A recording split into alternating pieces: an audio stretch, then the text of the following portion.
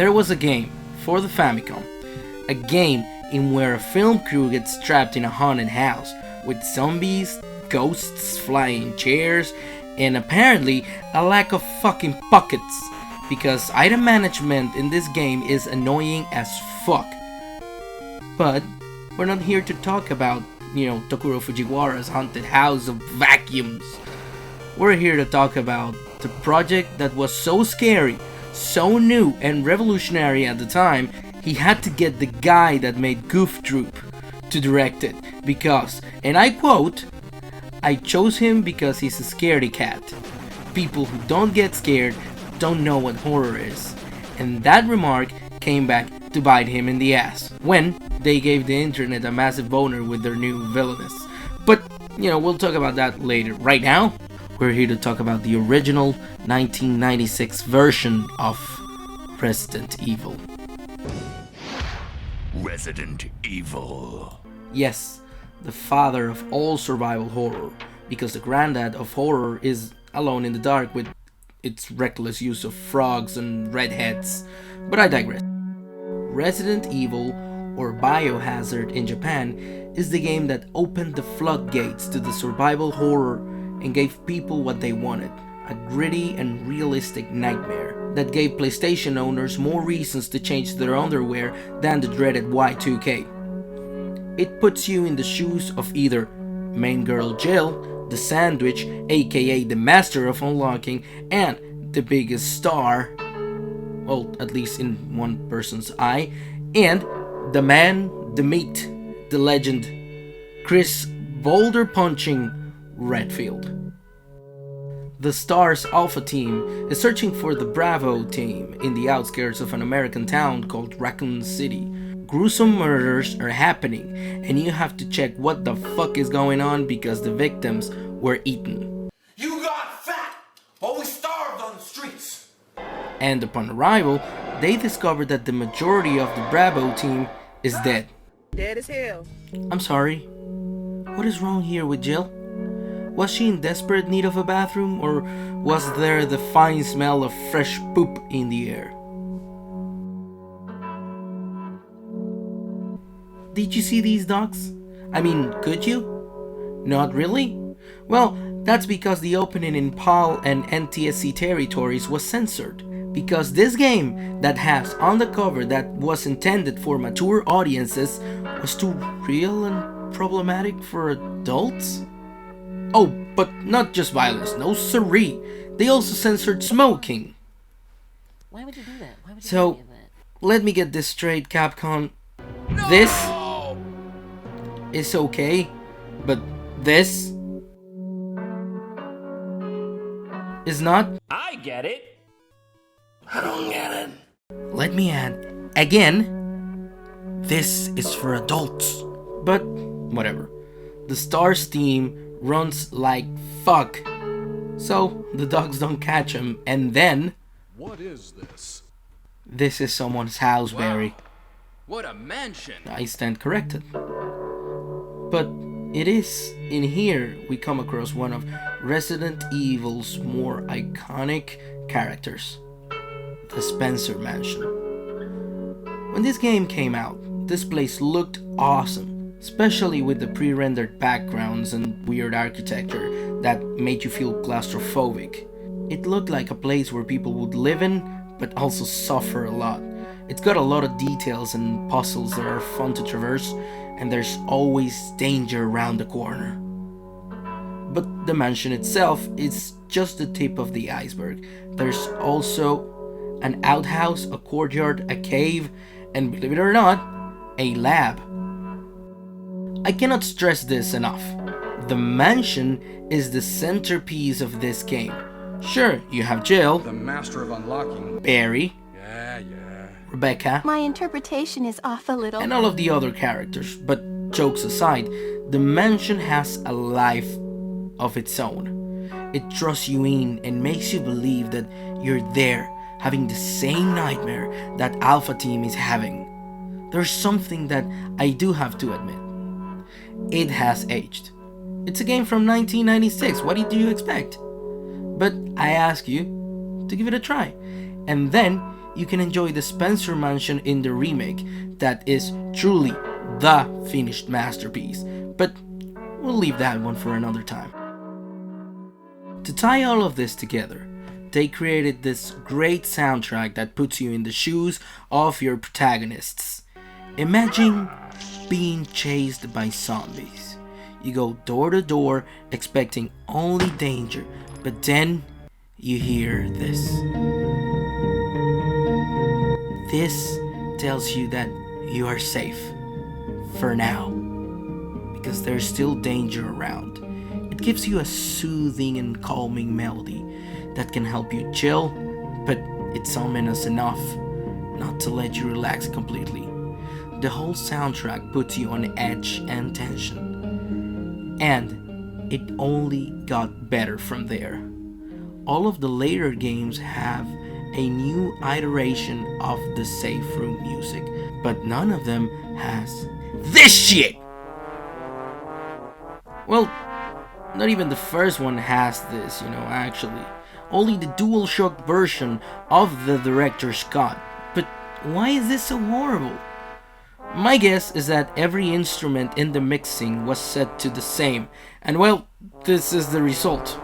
Another one can also be that Mamoru Samuragochi, the composer for this specific version of the game, also called, I shit you not, Japan's Beethoven, yeah, his Beethoven alright, turned deaf when he was 35. So he hired a ghostwriter for most of his works. But then he admitted that he wasn't even deaf. So what was it, mister? Can you admit already that you shat on the PS3 port of the original Resident Evil? And why did Capcom not change the soundtrack back? Now with that said, I want to talk about the mechanics themselves. You move by using the, by so many, dreaded tank controls. But I personally don't mind them. I actually like them. Maybe I'm biased because I love this style of game. You don't have enough space to take every gun with you, and that without mentioning the amount of puzzle solving and backtracking you have to do. It's recommended that you always have 2 or 3 free spaces. The enemies are slow, but that's only the normal zombies. You'll have to go against a slew of fucking creatures, such as dogs, hunters, a weird cockroach thingy from the cave, giant snakes, naked zombies, fucking shark, a giant plant, a tyrant, and of course, the worst of all, Wesker, using fucking glasses at night, indoors, and being a fucking douchebag.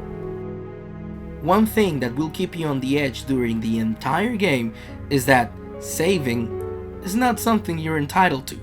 It's something you have to earn by taking those pesky ink ribbons and using them in the typewriters that are scattered throughout the mansion. But those are limited, and if you don't play it smart, you're not gonna last long. So you can't save every 5 minutes, and you have to really think if this part's worth saving. Or maybe you should wait until you make a bit more progress, because as I said, ink ribbons are limited. And not only that, but there are other variants that affect your playthrough. First one is who you choose to play with. Both Chris and Jill are different. Chris can take more of a beating, but has less spaces in his inventory. Plus, he can't open certain things like Jill. The master of unlocking. And he can't play the piano. And then you have our main girl, Miss Jill Valentine. The master of unlocking. She is by far my favorite character from this saga. She's a strong badass and... The master of unlocking. Okay, I'll stop, I promise. But Jill is by far the best RE character in my opinion. Not only she's the main character in my favorite RE game, Resident Evil 3 Nemesis, and in this game, she's the better character to play as. She has a lockpick from the start, she can solve some puzzles on her own without the help of Rebecca, plus she has more space in her inventory and, of course, can play the piano. Oh, and she has the better of the companion. Let me tell you about Barry motherfucking Burton. One other thing about Jill is that she has a weird attitude towards things. Nothing faces her. With that said, neither Chris nor Jill are the most three-dimensional characters. No one is in this game for that matter, but they are more reactive, so we won't know what's going on in their heads.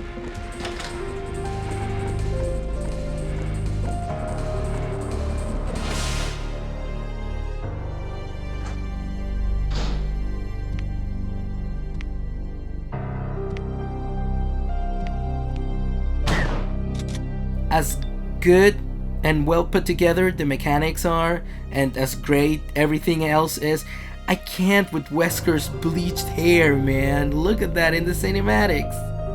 Plus the iconic and how distraught Jill, is, or rather Ines looks like. Well, apparently a lot of them were not actors, and on the day of that filming, bugs were eating them alive. So the discomfort you see on her face is real. But if you want to learn more about the Resident Evil 1 actors, I would recommend you to watch Wang's video on the matter. He's a very cool dude, so go and follow him. One very important thing in this game is that puzzles are a way of life. Resident Evil is doors, scares, and puzzles. You'll be required to put that big brain of yours to good use.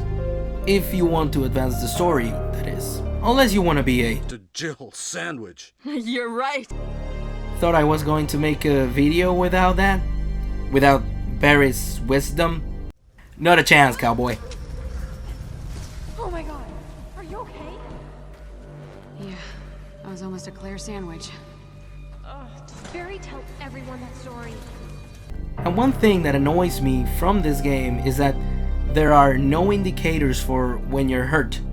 In Resident Evil 2 onwards, there's always an indicator in the form of a different walking animation. Spoiler alert! Spoiler alert! Go fuck yourself, the game is from '96. So let's start. STAR's Alpha team goes to rescue Bravo team. Brad, the chicken shit, leaves you to die. After that, they get chased by zombie dogs and enter the Spencer Mansion. But the Spencer Mansion is filled with fucks and everything's foul. While trying to escape, our heroes discover that all of this was orchestrated by a pharmaceutical company called Umbrella. After learning the horrors that creep in the mansion, you also learn that it's also a lab where they were developing the T-virus, but it all went sideways because not only they all died, but Wesker was the bad guy all along, helping in the project and working for Umbrella himself. So he tries to kill you by releasing the Tyrant. The Tyrant stabs him with its claw, then you kill the Tyrant, save your partner, go to the helipad to call Brad to come pick you up because the kids at school are being mean to you. The Tyrant appears again, you kill it with a rocket launcher, jump onto the chopper, the mansion commits self-destruction, and then you go home or they're in and out. Whew. Okay, I think this is a really solid game that everyone should play. And if you want to experience the remake, I'd recommend playing the original first, so it's more of a meaningful experience. But with that said, I thank you for watching. Like and subscribe if you want and want to help me out. I'm Neon. Thank you and good night.